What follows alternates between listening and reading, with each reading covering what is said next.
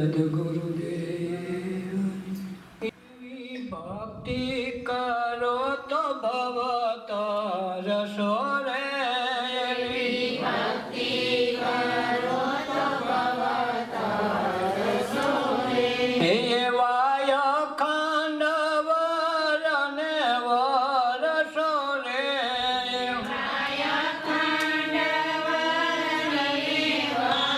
વરસો રે એવી ભક્તિ કરો તો ભવ રે એની ખેડ તો ખાતથી કરજો રે એવી ભક્તિ કરો તો ભવ તરસો રે એવી ભક્તિ કરો તો ભવ તરસો રે એમાં સત્સંગ રૂપી બીજ વાવજો રે એમાં સત્સંગ રૂપી બીજ વાવજો રે એનો મન ખેતર પાડ ધારજો રે એનો મન ખેતર પાડ ધારજો રે એવી ભક્તિ કરો તો ભવ તરસો રે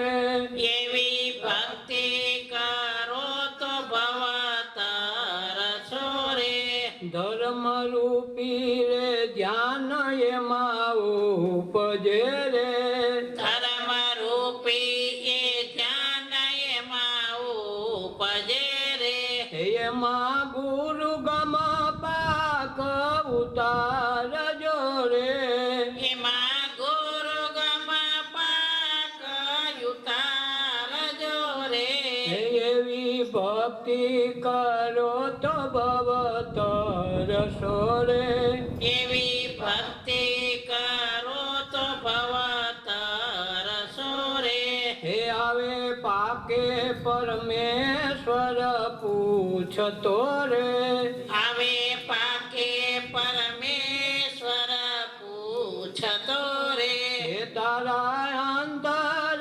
નાદમાં ગુંજતો રે તારા અંતર નાદમાં ગુંજતો રે એવી ભક્તિ કરો તો ભવ તરસો રે એવી ભક્તિ કરો તો ભવ તરસો રે હે ધોખો જન્મ મરણ નો એ હરતો રે તો કો જન્મ મરણ નો એ હરતો રે હે મહારોગ માંથી જાય ઉગારતો રે મહારોગમાંથી જાય યુગારતો રે એવી ભક્તિ કરો તો ભવ તરસો રે એવી ભક્તિ કરો તો ભવ તરસો રે એવા સાધુ ને સંતનો સંગડો રે એવા સાધુ ને સંતનો સાંગડો રે એ જમન સંદેશો છે અમર લોકનો રે જમન સંદેશો છે અમર લોકનો રે એવી ભક્તિ કરો તો ભવ તરસો રે એવી ભક્તિ કરો તો ભવ તરસો રે એવા અખંડ વરને વરસો રે એવા અખંડ વરને વરસો રે એવી ભક્તિ કરો તો ભવ તરસો રે એવી ભક્તિ કરો તો ભવ તરસો રે જગતમાં ભવસાગરને તરવા માટે આ જગતમાં મનુષ્ય અવતાર લઈને માણસ આવે છે, પરંતુ મનુષ્ય અવતાર લીધા પછી ભગવાને જે કાર્ય ભોગ્યું છે એ કરતા નથી અને પાછું નામ એમ લે છે કે અમે કાંઈક કરીએ. આપણને એમ લાગે ટીલા ટપકા કરી દીધા, કંઈથી પહેલી દિન હવારમાં 2 આરતી પૂજા કરી દીધી, થઈ ગઈ ભક્તિ. ભક્તિ નથી. ભક્તિ તો તમારું કર્મ બોલે. જેમ નરસિંહ મહેતાને ઓળખતા નથી છતાં આપણે એના ગીત ગાઈએ. શું કામ? એને ભક્તિ કરી, ભાવ સહિત એને કર્મની ખેતી કરી. એમ મનુષ્ય દેહ છે ખેતર છે. એમાં કર્મના બંધનમાં તમે જો બંધાઈ જાઓ તો 84માં જાઓ, જો છૂટી જાઓ તો કેટલાને તારીને જાઓ. વસ્તુ એકની એક છે, દેહ એકને એક છે, કાર્ય બધા એકમાં જ થાય. જેમ ઓપનર એકને એક છે, પણ એમાં તમે તુવેરનો સાયણો નાખો, ઘઉંનો નાખો, ઓપનર તો એકને હાલવાનું હોય. સાયણો બદલાવ એટલે તમારું એમાં આઈટમ બદલા કરે. એમ આમાંય મનુષ્ય દેહમાં, દેહ તો એક જ હરખો હોય. પછી જેસલ જાડેજો ભલે ગમે એવો સોર હોય, લૂંટારો હોય, ડાકો હોય, પણ એનામાં જો ભાવ પ્રગટી જાય, પરમ તત્વના પંથ ઉપર એને ખબર પડી જાય કે મનુષ્ય દેહ હું કામ દીધો માણસ ભગવાને, તો એને જો પામવું હોય તો ભક્તિ કરી નાખી તો બારવટિયામાંથી પીર થઈ જાય. પાલ્યો લૂંટારો બારવટિયામાંથી ઋષિ થઈ ગયો. રામ જન્મ પહેલા રામાયણ લખી નાખી. તો એ કેટલો ભાગ્યશાળી છે કે રામની કથા આપણે સાંભળી તો એની વાત છે. બોલાય તો રામની લખી કે રામ એટલા વાગે જન્મ છે ને આ સોગડીએ ને આ વારે ને આ તિથિ. એનું ભવિષ્ય એને લખ્યું કે રામ વનમય જાય, જેને ભગવાન તરીકે પૂજવામાં આવશે. તો વાલ્યો લૂંટારામાંથી ઋષિ થઈ ગયો. અને આપણે માણસમાંથી માણસ નથી થતા. ભગવાન કે મને ચિંતા એની છે. ઓલા બધા જે સોર બારવટીએ સુધરી ગયા, માણસ સુધરે નહીં. એનું અહમ મમત્વ મૂકવા તૈયાર નથી. ઉપર મીઠું મીઠું બોલે, અંતરમાં ઓલી કડવી દવા જેવું હોય. ઉપરમાં ખાંડની ચાસણી રાખી હોય તો એમ લાગે કે નહીં, કડવી નહીં લાગે, પણ એ કેટલી કડવી. જરાક મોઢામાં રાખી મૂકો તો ખાંડ ઓગળીએ તો જ કડવી લાગે. એમ મનુષ્ય ખાલી બોલવાથી નહીં થાય, કાંઈક કરવું પડશે. ખેતીની ગમે એટલી વાતો કરશો તો ખેતી કાંઈ ન થાય. ખેતી કરવી પડે, રાતને દિવસે એમાં મહેનત કરવી પડશે, એમનું નહીં થાય. એ મનુષ્ય દેહ છે ખેતર કમાઈનું છે. દેવ થવું, દાનવ થવું, માનવ થવું, આપણે શું થવું છે એનો આધાર આપણી ઉપર છે. આપણે શું કરીએ છીએ. છોકરો રખડમાં સડી ગયો હોય તો પછી ભણીને કંઈ સારો લઈને ટકા લઈને ન આવે, પણ જોઈએ પોતે કાંઈક કરીને લાવ્યો હોય, મહેનત કરી હોય તો એક દિવસ સારા ટકા લેવા હોય. કાલે વાર એમ લાગે ખારો આ કાલ હજી શેડા લૂં તો તમારે આજ કલેક્ટર થઈને બેઠો ભણ્યો તો ભણવું પડશે. એ મનુષ્ય દેહમાં ઈશ્વર તત્વ છે. એ તત્વને જાણવું હોય છે, જોવું હોય છે તો મનુષ્ય કર્મ કરવું પડશે. અને એવા કર્મ કરવા પડે કે ભગવાન કે હું કીડીથી કુંજર સુધી બધાનું યોગક્ષેમ ભયાવહ. હું કીડીને કણે આપું છું ને હાથીને મણે આપી દઉં છું. એને કોઈને ભૂખ્યા રાખતો નથી. કોઈ મનુષ્યની જવાબદારી નથી. જવાબદારી તો એની છે. પછી આપણે એમ કે અમે તો કીડિયાળું પડીએ એટલે કીડી તારાવીને કાંઈ ભૂખી મરી નહીં જાય. તું પારેવાના નાખ તો પારેવા પંક્ષી કાંઈ તારા વિના ભૂખા મરી જાય એવું ક્યાંય નથી. તો ત્યાં જંગલમાં તું કોણ ખવડાવવા જાય છે? દરેક વ્યક્તિને આજીવિકાનું સાધન કૃષ્ણ કે ગીતામાં સ્પષ્ટ કીધું યોગક્ષમ ભયાવહ. હું દરેકનું યોગક્ષમ, હે અર્જુન બધાનું યોગક્ષમ તો હું સંભાળું છું. આ તો ખોટી ઉપાધિ લઈને બેઠો છે. એટલે માનસ તનમાં કે અગાઉ આવે એ પહેલાં, બાળક આવે એ પહેલાં તો હું દૂધ પૂરી દઉં છું. આ જગતનું એનો ખોરાક નહીં હદે, ખાય હું એને એકેય દૂધ નહીં હદે. માના અગાઉ એને હૈયામાં દૂધ ભરીને આવે. નકર ક્યાં આપણે કંકોત્રી લખી હોય કે હમણાં બાળકનો જન્મ થાય, તમે ગોદડી તૈયાર કરી શકો, કાંઈ દૂધ તમે તૈયાર ન કરો. એમ ખોરાક એણે તૈયાર કરી રાખ્યો કંઈ અગાઉ. જન્મ પહેલાં તો જન્મ પહેલા જગના નાથે ઉપાય શોધો સુદજો ને હાડ માસના હૈયામાં જે દેવે સરજું દૂધજો ને હાડ માસના હૈયામાં જે દેવે સરજું દૂધજો ને ધીરજ ધરને અરે અધીરા ઈશ્વર દેશે અન્ન જોને આ ખલક તણો છે પ્રભુને ખટકો માને સાચું મન જોને આ ખલક તણો છે પ્રભુને ખટકો માને સાચું મન જોને. કે હારા આખું જગત એણે બનાવ્યું એને ખટકો છે કે મેં મારા બાળકો ઉત્પન્ન કર્યા છે, મેં આ જગત ઉત્પન્ન કર્યું છે, એની કરતા હરતા ભરતા તો હું છું. જો એની હું દેખરેખ નહીં રાખું, એનો યોગ્ય સમય યોગ્ય વસ્તુ નહીં આપું તો મારા જેવો મૂર્ખો કોણ કહેવાય. સામાન્ય કાગડાના કે પક્ષીઓના બચ્ચા એની માં અંજળ લઈ આવી દે અને ખવડાવે અને એનાથી પોષણ કરીને ઉડી જાય, પછી એને મુક્ત કરે. તો કે હું તો આખું જગતનો ભાર મારી માથે છે, આખી દુનિયાનું હું ઉપાડું છું જહેમત, અને છતાંય માણસ મારું મારું કરીને એમ કે મારા સિવાય થાય નહીં, હું હોઉં તો થાય, હું ન હોય તો હું થાય, ઘર મારા થકી હાલે, ઘરનું ભાઈ અમે ઘરકામ અમે કરી તો બાયું તઈ તમારા હાલે. એટલે એવું કાંઈ નથી. તું નહોતી તો આ ઘર હાલતો હતું, અને કેટલાય કોરોનામાં વહી ગયા તો ઘર સારું છે. એ બધું કેટલાય વહી ગયા, આપણે એક દી વહી જાઉં તો યાદ છે.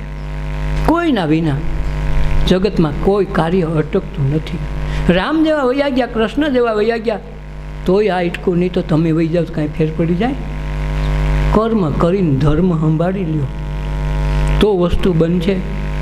નકર વાતુથી કે આ વ્યવહારથી ખાલી દેખાવથી કાંઈ નહીં હાલે. કંઈથી ત્રણ માળા વેરી ફેરશો ને કે ભેગી પહેરશો ને તો એ કંઈથી કાંઈ કામ નહીં કરે. કામ તો તમારે કરવું પડશે.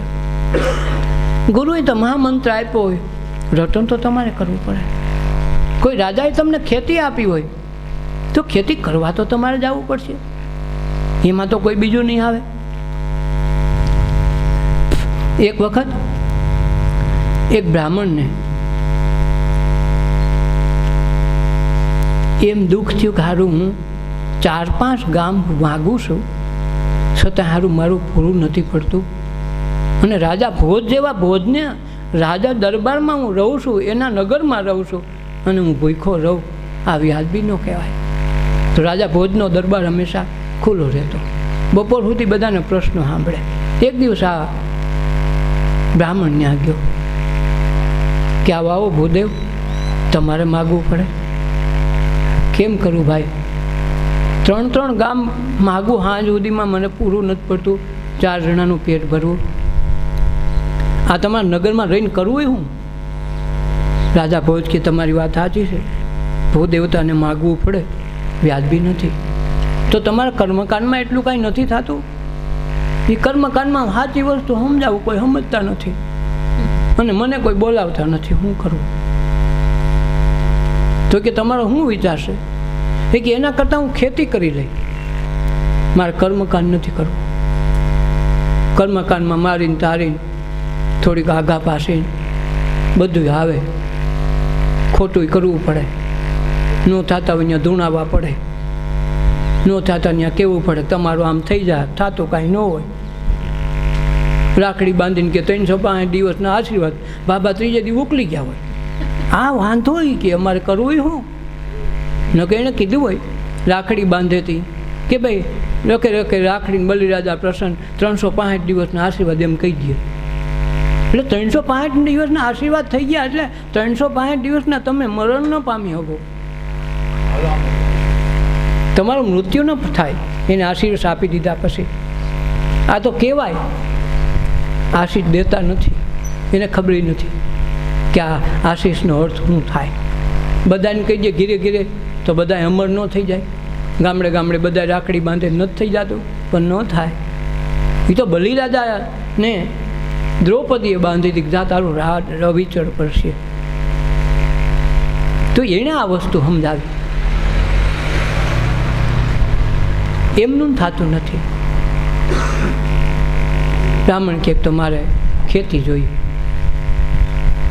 તો પ્રધાનને કીધું કે આને સોનાના પત્રામાં લખી દે, આટલી જમીન એની. એક હાથી નહીં 50 વીઘા જમીન દીધી. તો આ ખેડૂત મહેનતી ખેડૂતના પાડોમાં રહીએ, ખેતી કેમ થાય બધી એને ખબર. અને માણસે બાજરો વાવ્યો, તેથી મને બાજરાનું વાવેતર, ચોમાસું આવ્યું બાજરો આવ્યો, એવો બાજરો સરસ થયો, પાકવાનો ટાઈમ થયો. રાજા ભોજ અને એનો પ્રધાન બે નગર ચર્ચા કરવા નીકળ્યા છે કે જોઈ આવું તો ખરો ખેડૂતનું સીમમાં હું હાલે, હું ખેતી કરે, કેવી પોઝિશન છે, હાલચાલ પૂછી આવું. એટલે નીકળ્યા છે. માતાજી વાતો પછી કરજો, નિયાત રાખ, ક્યાંય કોઈ વહી જવાનું નથી. આવ્યા છે જેને કામે જે સિદ્ધ કરીને જાઓ. જમવા ટાણે જમવામાં ધ્યાન રાખી, બેહવા ટાણે બેહવામાં, સત્સંગ ટાણે એમાં જ્યાં આવ્યા ત્યાંની વાત રાખો, તો તમને એનો અવસરની ખબર પડશે. નકર લે કે રાવણનું અપહરણ કંઈ થઈ ગયું, અરે રાવણનું નહીં સીતાનું થાય. એટલે એ કે મેં તો વાત સાંભળી હતી, ડોલી ડોશીમાં કહેતી હતી એ કે સીતાનું વાલે કે અપહરણ થઈ જતું હોય, હરણ જ થઈ જતો સીતાનું. તો પાછી ઓલી ડોશી કે તે હરણની પાછી સીતા થઈ કે ન થઈ? હરણની સીતા થાય કે સીતા હરણ એટલે હું ખબર નથી, એને એમ કે ઓલું હરણ થઈ ગયું સીતાનું. આપણે અવાજ કથા કરીએ એટલે એક કથા નથી પૂગતી ને આપણી શબ્દ આપણને નથી પૂગતી, તો ઓલાને ક્યાંથી પૂગે?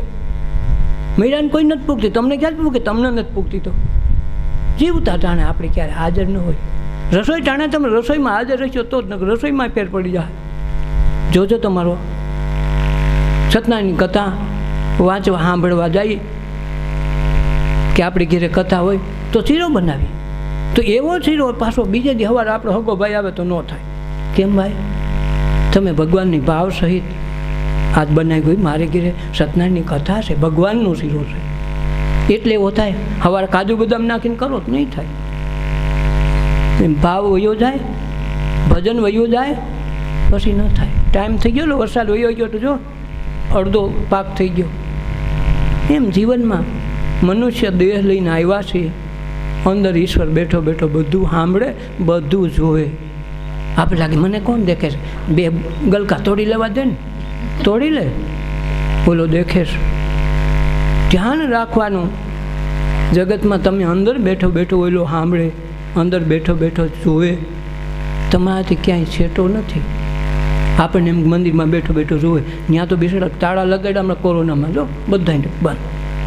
જાને તો જહાન રે ઘર ભેગા રહ્યો, કીધું ને કાંક તમારામાં છે, એમાં નથી. એટલે કેવું કેમ પડે? જાને તો જહાન રહ્યો, ઘરે રહ્યો, હારા રહ્યો. મંદિરે જાઓ તો હરખા ડખો થઈ જાય. તો તમારું મંદિર ઈશ્વરે દીધું ને, ઈશ્વરે આ મનુષ્ય દેહરૂપી મંદિર છે, એમાં જ કાયમ બિરાજમાન છે, 24 કલાક આપણે ભેગો છે. એટલે કર્મના ધર્મના સિદ્ધાંત એક છે, અને મરવા ટાણે આપણે એકલા જ હોય, બેનપણી ભેગી ન હોય. બધા ભેગી બેનપણી લઈ જાય, રાની એકલી ન જવાય. મરવા ટાણે કોઈ કીધું મારી ઓલી બેનપણી બહુ સારી લેતી આવું, ન થાય. કાંક ત્યાં ભેગું જવાતું નથી, ત્યાં તમારો એકનો ત્યાં સાબિતી નથી માગતા. તમારે હા કે ના જ કહેવાનું, કાંઈક કર્યું હોય તો કહેવું પડે, પણ ત્યાં તો ન કહેવાય. એમાં મનુષ્ય દેહમાં કમાઈનું ખેતર છે. જેવું જેવું તમે ભાવ કરશો, જેવા જેવા તમે અહીંયા અંદરથી ઉદ્ગાર કાઢશો, એવું એવું થાય. પછી અમારું કોઈ દી સારું ન થયું, નહીં થાય. તમે સબિત માગો જ છો કે મારું સારું કોઈ દી ન થયું, તો ઓલો તરત આશીર્વાદ દઈ દે, કાંઈ વાંધો નહીં, તને એમ ગમે તો યાર. અને ઓલા તો એમ કે ગમાવું તો કોઈ દી ખરાબ ન થયું, તો ઓલાને એમ જ થાય, ખરાબ જ ન થાય. ઊંધું નાખે તો એ તારા ભેગો તારો ભગવાન લાગે, ઊંધું નાખ તો હવરું થાય. વાત સાચી. પણ એને કોઈ દી નબળા વિચાર ન કર્યા, મારું ભગવાન સારું જ કરે છે. આપણે માગીએ, અમારા ઘરમાં કોઈ દી સારું ન થયું, ન થાય. તું માગશો, અંદર બેઠો બેઠો ઓલો સાંભળે, તરત કહી દે. એ મોડું નથી કરતો. બેદી કે તમે આજ ખાવ ને કાં બેદી કેળે એમ ન કહો, બેદી કેળે હું ધરાણો એમ કહો. આજ ખાવ તો તરત ધરાઈ જાઓ. પાણી પીવું તો એમ કહો બેદી પછી કે પૂગ્યું કે નહીં, તરત કે બસ કેમ ભાઈ ફૂગી ગયું. ઓલા લોટા તેડાવે તો કેવું પડે ભૂવાને, ફૂગ્યા કે નહીં. હવે હારામ હોય ને પીને આવ્યો વખતે તો ક્યાંક બાંધીને આવ્યો અટકી નથી ફૂગ્યા, તો તમારે તો 10,000 હોય ગયા ને. લોટા હાટું બધાને જમાડ્યા ને કમાડે એનું શું? એ ભૂવા ઉપર આધાર છે, તમારો ઉપર આધાર નહીં. ખાઈને તો તરત તમે કહો બસ હવે નથી ખાવું. કાં ભાઈ તને વાલામાલી લાપસી બનાવીશ? નહીં.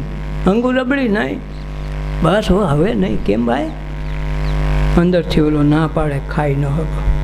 અને વળી પેટ કેવું બનાવ્યું કે સારું રોજે રોજ તને ટાઈમે ટાઈમે માગે.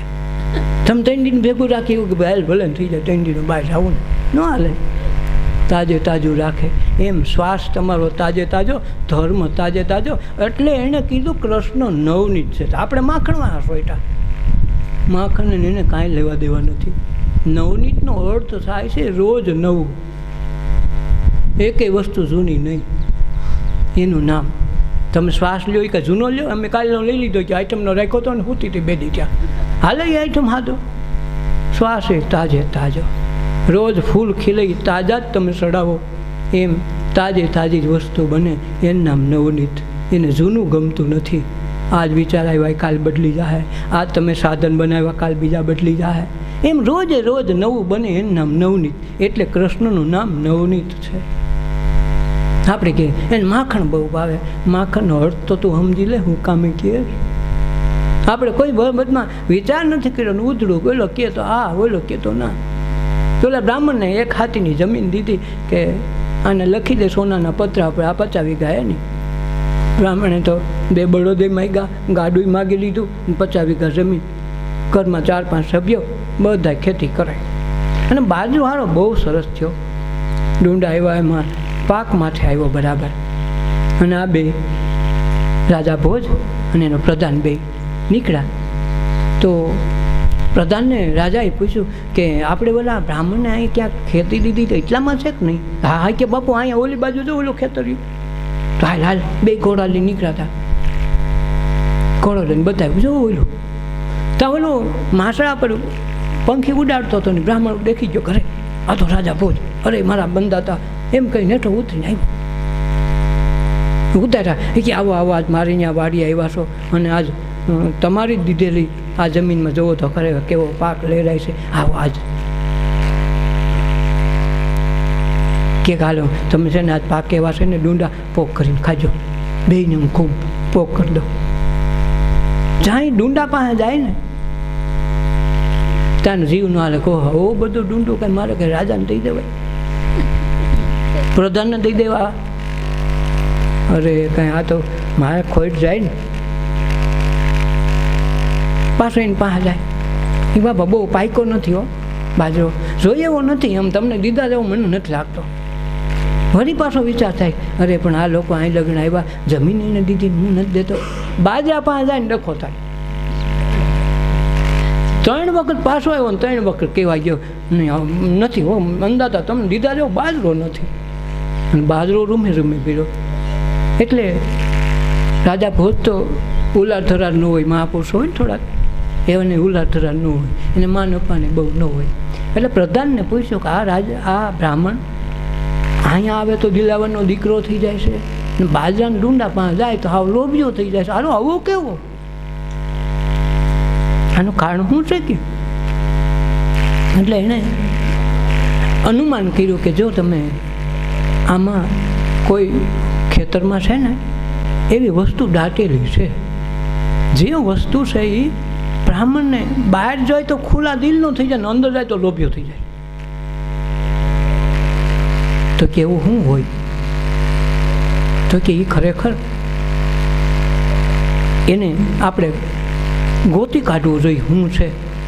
પ્રધાને કીધું કે છે ને ગમે ત્યાં આ વસ્તુ એવી છે કે ત્યાં એને કાંઈક વસ્તુ દાટેલી છે. એ દાટેલી વસ્તુ છે એ આને કામ ટાઈમે કરવા નથી.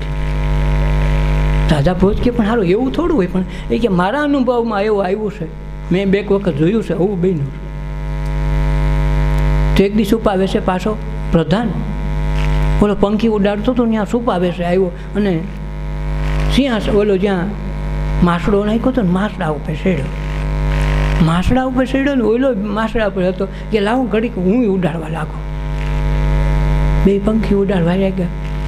એને અનુભવ થયો કે આ માછડા નીચે જ કાંઈક મને અનુભૂતિનો અલગ અનુભવ થાય છે, અંદરથી વાઇબ્રેશન મળે છે, કાંઈક નક્કી અહીં કાંઈક હોવું જોઈએ. અને ઓલો બ્રાહ્મણના યાર ભાઈ માછડા ઉપર સીડ્યા પછી ઓલાને કે પ્રધાનને પૈગે લાગ્યો કે બાપુ મને જ લાગે છે તો હું તો ઓળખું છું લગભગ તમને મેં ક્યાંક જોયા છે. બોલો કે પણ અમે ક્યાંથી જોયું? હું તો પહેલી વખત આવ્યો. નહીં માનો ન માનો, મને લાગે તમે રાજાના પ્રધાન હોય એવું લાગે છે. અને આ ડુંડા તોડાવીને જતા ને. બોલો કે પણ હજી ઠેદી ના પાડીને ગયો 3 વખત લટકાવીને દીધા નહીં ને હાથ પાછો કેસ લેતા લીધા વિના જતા નહીં. પછી કે મારે કે તમારે ડુંડાની કાંઈ જરૂર નથી, હું તો ખાલી આટો મારવા આવ્યો હતો, નીકળી ગયો. રાજાને કીધું કે તમે એના સિંહાસન આ જે માસડો છે ને ત્યાં ખોદાવો, હેઠે ત્યાં જ કાંઈક વસ્તુ દાટેલી છે.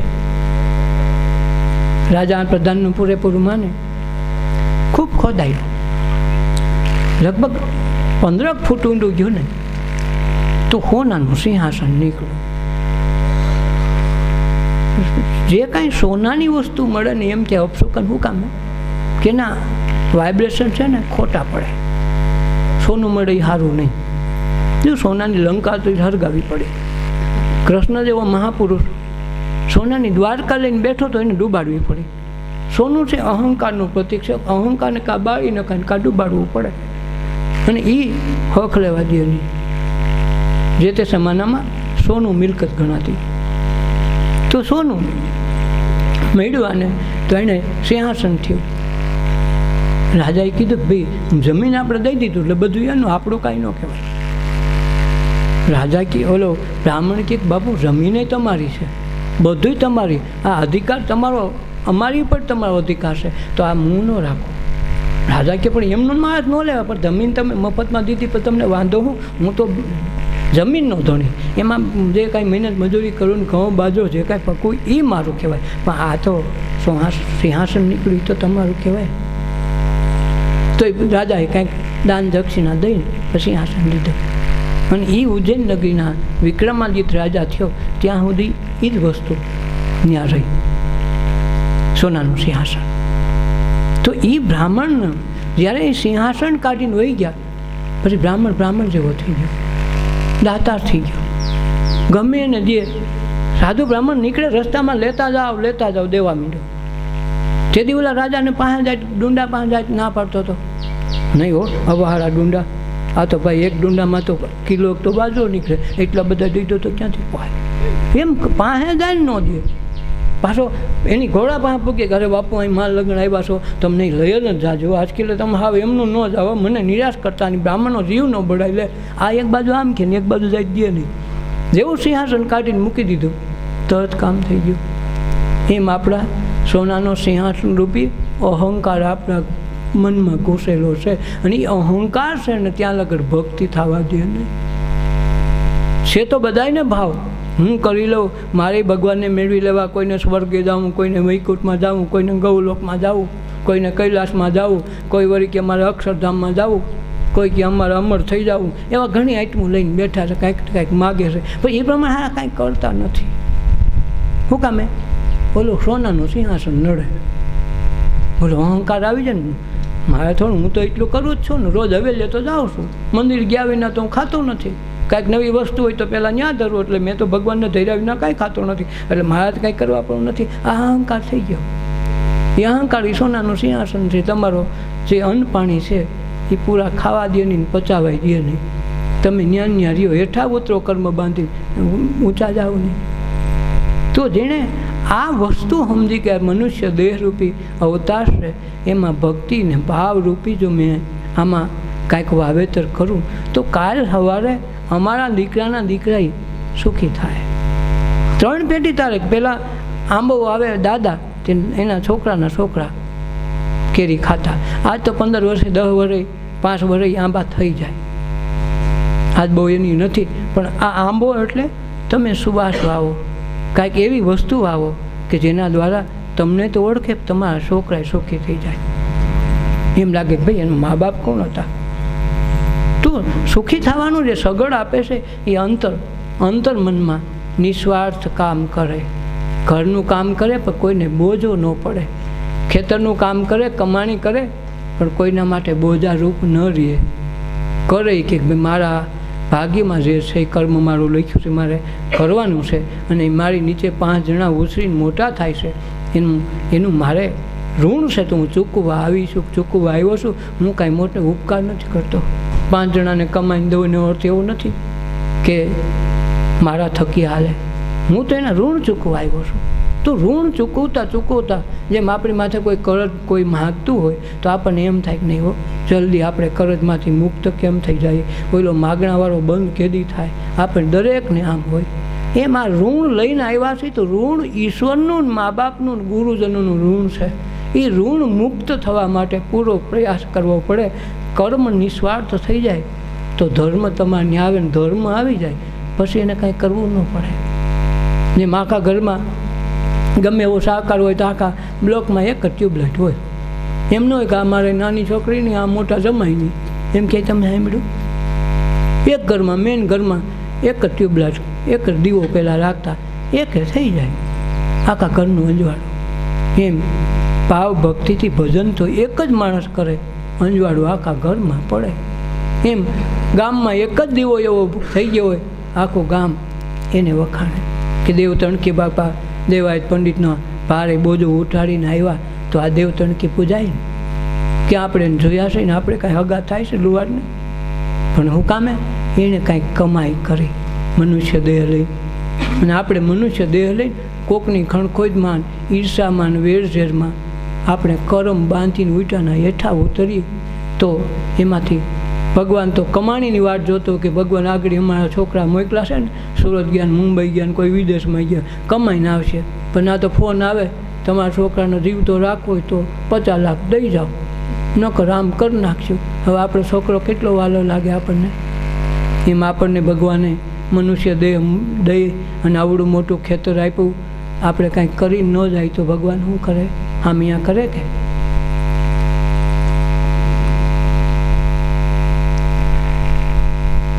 એટલે મનુષ્ય દેહ એ કમાઈનું સાધન છે. આમાંથી બધી કમાઈ થાય. બારવટિયા ઋષિ થાય, બારવટિયા પીર થઈ જાય, બારવટિયા ફકીર થઈ જાય, રાજાએ વિદેહી થઈ જાય. જનક રાજા આપણી જેમ દેહ ધરીને આવ્યો, અષ્ટાવક્ર જેવા મહાગુરુ મેળ્યા, જનક વિદેહી કહેવાના. દેહ હોવા છતાં દેહ નથી કહેવાય છે. અષ્ટાવક્ર મુનિએ જ્ઞાની મહાપુરુષોને બોલાવીને સત્સંગ સભા રાખી. તો અષ્ટવક્ર મહાપુરુષ પણ એની હાજરી. એવા સમયે ગુરુએ થોડુંક કૌતુક કર્યું કે એટલા બધા વિદ્વાનો, આ પંડિતો આ મહાસભામાં બેઠા છે, રાજા જનક પણ છે, જોઉં તો ખરો શું થાય છે. તો એણે સાઈન રાજ દરબારમાં આગ લગાડી.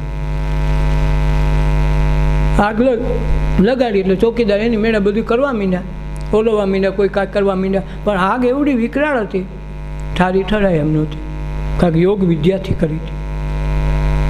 સંત્રીઓ આવીને દોડતા દોડતા આવ્યા, હે રાજાજી આપણા દરબારમાં આગ લાગી ગઈ, આગ લાગી ગઈ, મેલમાં આગ લાગી ગઈ.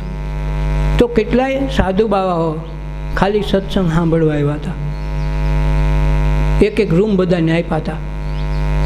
તો એને બધાને એમ થયું કરે મારો તો બક્ષો એમાં રહી ગયો, મારી આમાં ધોતી રહી ગઈ, મારું પહેરવાનો વસ્ત્ર અરે એક જ છે. તો દોડી દોડીને સત્સંગ સભામાંથી ઉપડા દોડી, ઓલો કે મારો બક્ષો રહી ગયો, ઓલો કે મારું એક જ ઓઢવાનું સાદર હતું એ ક્યાંક બળી જાય નહીં, ઓલો કે મારું ફલાણું હતું, ઢીકડું હતું, એમ કહીને સત્સંગ સભા ખાલી. રાજા જનક કહેલાય નહીં. 3-4 વખત આવ્યા કે રાજાજી આપણો આ રાજ દરબાર હળગેર. ઓલો કે મારો હોય તો હળગેર, મારો છે નહીં, છે હળગતું છે ભાગે, મારું કાંઈ હળગતું નથી.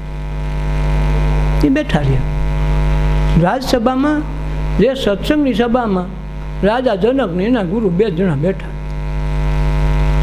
આગે એવડી મોટી લાગેલી, જાજી જગ્યામાં લાગી ગઈ. એટલે એણે ગુરુજીએ પૂછ્યું કે હે અલા રાજા જનક, તારે કે આ જાવું નથી, આ મેલ બળી જાય છે તો ડખો નહીં થાય, તારે કાંઈ બસાવવાનું નથી? કે બસાવવાળા તમે બેઠા, હું મારે જે બસાવવાનું તો અહીં બેઠું છું સામે, મારે શું લેવા કરવું જોઈએ? અને મારું હોત તો બળે હળગે, મારું હોય તો, મારું જ કાંઈ છે નહીં, રાજા મારું નથી ને ફલાણું કાંઈ નથી મારું.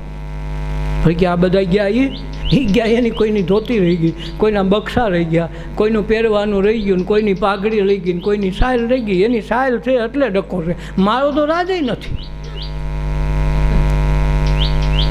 હવે નકર એ લોકો રાજાના દરબારમાં સત્સંગ સભામાં આવ્યા છે તો ખાવા પીવા રહેવાનું બધું મફત દીધું. કાલ સવારે એની ઓયડી કદી હરગી ગઈ એનો બક્ષો હરગી ગયો હોય 2-3 લીરા સાયલું તો રાજા કાંઈ એમનું તો નહીં કાઢે ને. આવડું મોટું આમંત્રણ આપ્યું એમનું કાઢે. ઉલટાનું હોય એના કરતાં 10 ગણા જે કાઢ્યો આ ઋષિને દેતા જાઓ, આમનું ન હાલે. આને વિશ્વાસ ન મળે નહીં કે હારું હળગી જાય તો હળગી જાય તો ઓનું તારું શું હળગવાનું હતું, બાવો થઈને તો બેઠો. છતાંય એને એમ છે કે મારું કંઈક હળગી જાય. અને રાજા જનકનું આખું રાજ પોતાનું છતાં એને કાંઈ ખબર નથી. એમ સત્સંગમાં આવ્યા પછી જ્યારે દેહ ભાવ ભૂલાય, મનની સ્થિતિમાં ઉર્ધ્વગમન પામે, તેથી સમજવું કે હવે આપણે સત્સંગમાં આવ્યા. ત્યાં લગર સત્સંગ થતો નથી. દેહભાન ભૂલાઈ જાય, મન ભૂલાઈ જાય. જેમ રાતે ઊંઘવા માંડીએ, ઊંઘ આવી જાય તો આ હવાના આખી રાત કે આખો દિવસ ઠાયકા પાયકા હોય, કરિયામાં માંડવી ઉપાડી હોય ને ખેરી હોય ને પોપને હાયકા હોય ને કંઈકવાના કીડા હોય, હવે રાતે તરત ખાઈને ઠરી વળી જાય. સવાર કેમ છે ખબર ન પડે, એક પડકે હલે હલે બીજો. હવે એવું થયું હોય તો સવારે તાજો માજો થઈને બેઠો હોય, અરે વાહ મજા આવી જાય, હાલ પાછું રોડો. અરે પણ હજી હાંજે ઠાકીને કહેતો કે માંગી ગયું હોય, આ માંગી ગયું હાલ આપણે કરવાનું છે. કાં સવારે તાજો માજો આખી રાત જગતને ભૂલી ગયો, તારા મનને ભૂલી ગયો, વિચાર બધું સાફ થઈ ગયું. એટલે આખી રાતનો ભગવાન સાથે તાર લાગી ગયો. સ્વિચ તમારી બેટરીમાં ચાર્જિંગમાં મૂકી દીધું એટલે સવારે ચાર્જ થઈ ગયું તાજા માજા. એ જ રીતે જીવનમાં સત્સંગમાં ધ્યાનમાં એટલા તદ્રુપ બની જવા માંડે કે ઈશ્વર સાથે તાર લાગી જાય. જીવતા જીવ જગત ભૂલાવા માંડી જાય, મન ભૂલાઈ જાય. એ જે કર્મ બને એની કર્મના એંધાણીમાંથી તમારા આગલા જન્મની કડી અહીં બેઠા મળી જાય અને જન્મનું ભાતું એ પડાય. અને એ ભાતા કે તમે ભાતા લઈ જાઓ ને અંજાર મોજા બેલીરા ભાતા હશે તો ભવ દુઃખ ભાંગશે. આ ભવરોગ ભાંગવાનું ભાતું કીધું. એટલે પેલા કથા યાત્રા કરવા જાય કે ભાતા લઈ લ્યો ભેગા.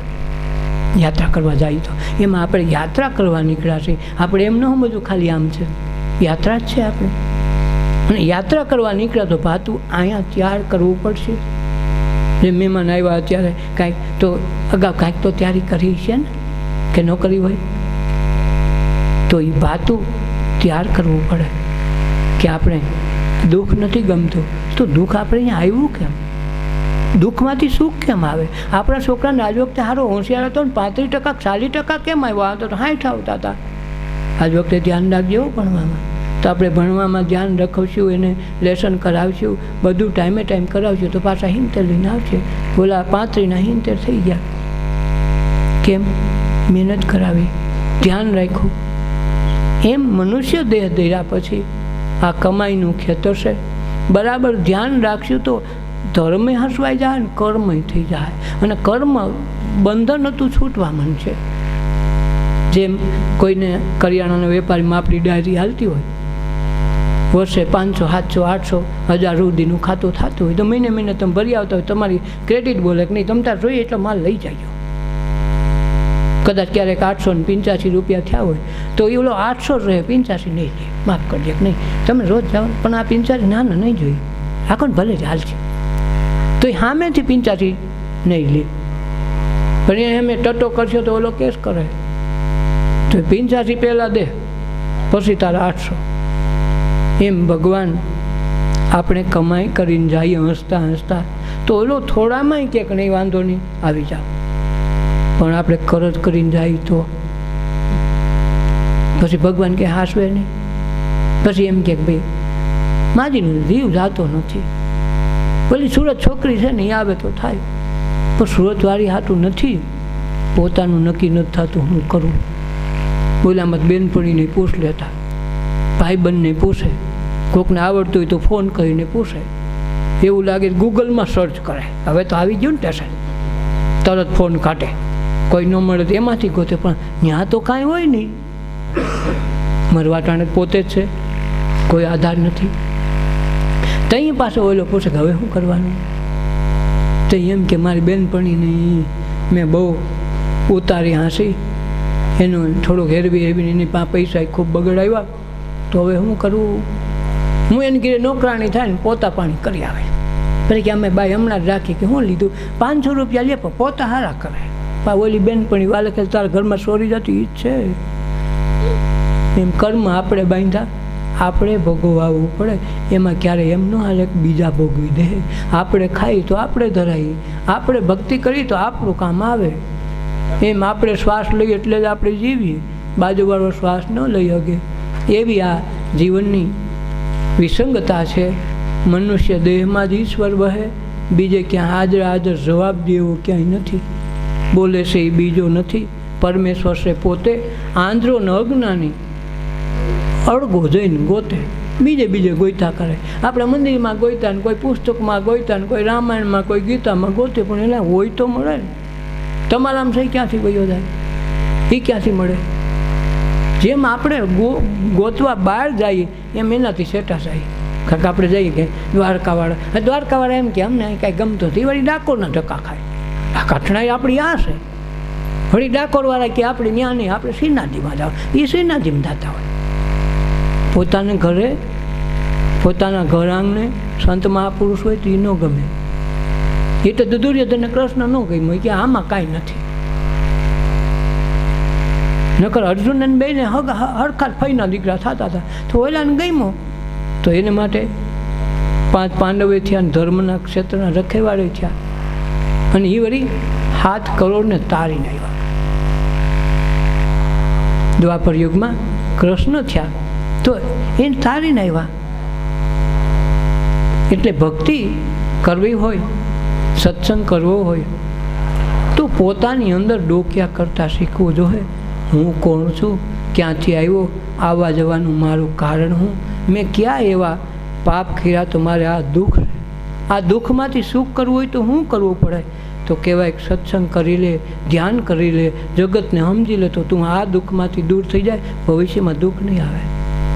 પણ આજ એક તો દુઃખ છે, બીજાની ઈર્ષા કરી, દ્વેષ કરી, પાછા દુઃખ વાવીએ છીએ. એક તો દુઃખ ખૂટતા નથી, એમાંય પાછા વાયવા કરીએ. કોકની ઈર્ષા કરી, કોકની ખારખેદ કરી, કાંઈકની આઘાપાછી કરી તો શું થાય? એક તો આપણે હતા અને વાયવા પાછા કે આમાં તો સુખ જ નથી આવતું. પછી સારું રાખ્યું છે દુઃખ વાવવાનું, અને તું પછી એમ કે મારે આંબો કેમ ન થયો? બાવળના બીજ વાવીને કે આંબા આવે. પછી આરતી ઉતાર મોટી આખા ગામની કે હું સપ્તાહ બેહાડું હો આરતી ભલે થઈ જાય, પણ સપ્તાહ ત્યાં વાવ્યો છે એટલે બાવળનું બીજ વાવ્યું, તું કે હવે કેરીની આરતી ઉતાર કેરી થઈ જાય. એમ જેને દુઃખ છે, જેને ઘરમાં તકલીફ છે, જેને શાંતિ નથી, જેને સુખ નથી, એને વિચાર કરવાનો છે કે મારે હવે સુખ જોતું હોય ભવિષ્યમાં. કાલ મારે અહીંયા સારા દિવસો આવે તો આજ હું સારું કરું તો થાય. આજ હું સારા વિચારો, સારા સંસ્કાર, સારું ચિંતન, સારું ધ્યાન, સત્સંગ ભજનમાં એવું ધ્યાન રાખું કે મારું ભવિષ્ય ઉજ્જવળ થઈ જાય. મારું આ જગતના તો કામ થાય, પણ સાથે સાથે ભવિષ્યમાં આવનાર પેઢી મને યાદ કરવી જોઈએ કે નહીં એમને એ ગયા અમારા બાપા, એનો રોટલોય મોટો, એનો ઓટલોય મોટો, એનું ભગતપણું, એની ભક્તિ એ મોટી. આજ એના કારણે અમે 5-4 જણા 2 પાંદડે થયા છે. એમ થવું જેમ આ આધ્યાત્મિક જગતમાં એવું છે એવી રીતે આ ભક્તિમાં એમ છે, એવી રીતે સંસાર સાગરના આર્થિક ક્ષેત્રમાં પણ એવું જ છે. દુઃખ જોવું, જવા દેવું હોય તો સુખ વાવો તો દુઃખ જાય. પણ દુઃખ છે અને દુઃખ વાવીએ છીએ તો દુઃખ વધતું જાય. કોઈને ઘરમાં શાંતિ નથી, સુખ નથી, આનંદ નથી, પ્રેમ નથી. એનો અર્થ એમ છે ક્યાંક એવી ખામી છે કે જેમાં આપણે વાવેતર ખોટું કર્યું છે. એ વાવેતર સુધારી લઈએ તો થાય, અને વાવેતર આપણા સિવાય કોઈ કરતું નથી. પછી કે અમે તો એમના દુબળ ગાળો ભાઈ આ તો બિસાડી ઠાઠડીમાં ઠરી નહીં, બારોટિયામાં બરેલી ખરીને વાવેતર હરખા નથી કર્યા. એ તો કોઈ નહીં કરી જાય. એ તો તમારે સારા વિચાર તો મફતમાં છે ને. સારા વિચાર કરવા કાંઈ કોઈને કહેવા જવું પડે કે વાંચવું પડે કે શાસ્ત્રમાં વાંચવું પડે કે સારા વિચાર કરવા માટે શું કરવું? વિચાર તો તમારે જ કરવા પડશે. વિચાર કરશો એ એક દિવસ જેમ આ વાદળા આટાણે દેખાય છે, પણ જ્યારે દરિયામાં ઉષ્ણતામાન વધે એની મેળે વરાળ થાય, વરાળ થાય જ આખા બ્રહ્માંડમાં એનું વાદળું થતું હોય. વરાળ આપણને થાય તે દેખાય નહીં. એ તરત એનીમાંથી દરિયામાંથી સીધી ઊંચે ચડી ગયું હોય. એ ઠરે ચોમાસામાં 4 મહિના પાકે પછી વાદળું બંધાય પછી તમારે વરસાદ આવે. એમ તમે જે કર્મના વિચારો કરો છો આખા દિવસમાં એ ધીરે ધીરે દેખાય ને એ રીતે વાદળા સ્વરૂપે બંધાતા જાય. ઓણનું પોર પોરનું પરાય જૂનું અનાજ ખાય છે ને એમ ઓણનું પોર પોરનું એ રીતે આ જન્મમાંથી પછી ઓલો જન્મ ઉગે. સુખ જોતું હોય તો સુખ વાવવું પડે. શેરડી જોતી હોય તો મીઠાશ વાવો, શેરડી વાવો તો જ ઉગશે. કર્મમાં તમે ઈર્ષા વાવશો, ક્રોધ વાવશો, આગાપાસી વાવશો, ધર્મના ખોટા આડંબર વાવશો તો ખોટું રાખ્યો તો ખોટું લાવવાનું. પછી ગોળ બાપાની કે પેલી પૂજાપામાં ધ્યાન રાખજો, અવડી મોટી હોપારી ન હોય, ઝીણી ઝીણી લેવાય. તારે રોઈ છે સારો વર રોઈ, બધી વસ્તુ સારી જોઈએ એટલે તું વ્રત લઈને બેઠી, એમાં નબળામાં નબળી વસ્તુ આપશે તો તમે નબળી વસ્તુ આપો તો ભગવાન કે ભાઈ તારી વાવેતર નબળાનું છે ને પછી હું સારું કેમ આપું. ગોળ બાપો કે સારી હોપારી ખાઈ જાય એને કંઈ વાંધો પડે, માથું દુખે, સારી ખવાય નહીં, બધું નબળું દે. તમને ખબર છે ગોળ બાપો લઈ જાય તમે પૂજા કરો ક્યાંય વાય નથી હોઈ જાય તો તમને ખબર છે ગોળ બાપા જેવું હોય પૂજા આપવા.